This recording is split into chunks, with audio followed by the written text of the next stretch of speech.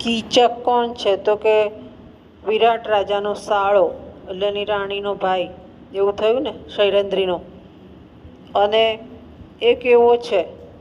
તો મોટે ભાગે તમે લોકો મૃચ્છકટિક નથી ભણ્યા. શકાર, દુશાસન એ બધા ખલ પાત્રો છે, ખલનાયક. અને આ પણ એવો ખલનાયક છે.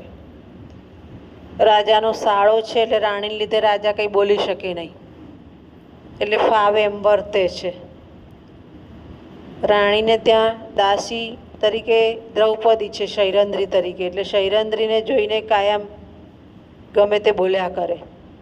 અને જાહેરમાં બોલે. સેનાપતિ તરીકે હતો તો એ રાજાએ એને સેનાપતિનું સ્થાન આપેલું કે આ રાજા નથી, હું જ રાજા છું. એટલે બુદ્ધિશાળી નહોતો, ખાલી બાહુબળવાળો અને લંપટતાવાળો હતો એમ કહી શકાય. એક વખત રાણીએ મદિરા લેવા, એટલે આમ તો દારૂ જ કહેવાય પણ મદિરા, શૈરંદ્રીને કીચકના મહેલમાં મોકલી કે ત્યાંથી લઈ આવ, જોઈએ છે. તો એ લેવા જાય છે ત્યારે શૈરંદ્રીને જોયા કરે છે ને બોલ્યા કરે છે. એટલે એ જ સમયે દ્રૌપદીનું પાત્ર આપણે જોયું છે, અગ્નિ જેવું છે. બોલે તો ખરા પણ દઝાડીએ દે કે નિર્લજ, તને શરમ નથી? હું રાણીએ કહ્યું છે એટલે આવી છું. એટલે એના શબ્દથી બંને વચ્ચે વાક યુદ્ધ થાય. અગ્નિની જેમ લાગે એટલે પેલાને એમ થાય ને કે મને કહ્યું. ત્યાર પછી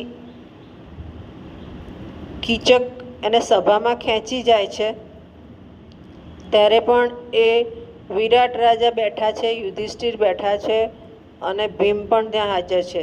તો પણ ડર્યા વગર દ્રૌપદી એને પગની લાત મારી દે છે કે આગો રે. એટલે લંપટતાના પૂરેપૂરા લક્ષણ હશે દ્રૌપદીનું જે વર્ણન જોઈએ તો.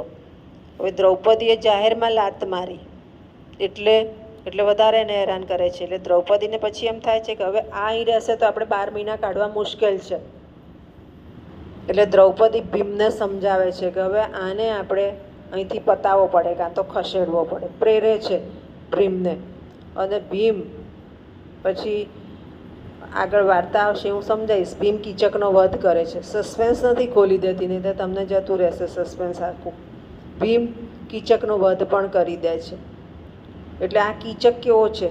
દુષ્ટ પાત્ર છે.